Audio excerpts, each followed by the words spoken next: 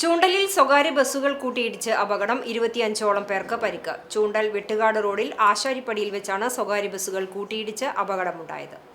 രാമനാട്ടുകര സ്വദേശി ഉണ്ണികൃഷ്ണൻ, ഗുരുവായൂർ സ്വദേശിനി വിജി, മുണ്ടൂർ സ്വദേശി രാജി, കോട്ടപ്പടി സ്വദേശി രാജീവ്, ചാവക്കാട് സ്വദേശി അസ്ന, മമ്മിയൂർ സ്വദേശി സത്യഭാമ, പാലക്കാട് സ്വദേശി പ്രീത, കൈപ്രമ്പ് സ്വദേശി ഹരിദാസ്, ഇരിങ്ങപ്പുറം സ്വദേശി ഷീജ, വരടിയം സ്വദേശികളായ സാന്ദ്ര, അമിത, കണ്ടാണിശ്ശേരി സ്വദേശി ദേവികൃഷ്ണ, തിരുവനന്തപുരം സ്വദേശി വിജയകുമാരി, കാവീട് സ്വദേശി പ്രസന്ന, അണ്ടത്തോട് സ്വദേശി നാഫിയ എന്നിവർക്കാണ് പരിക്കേറ്റത്.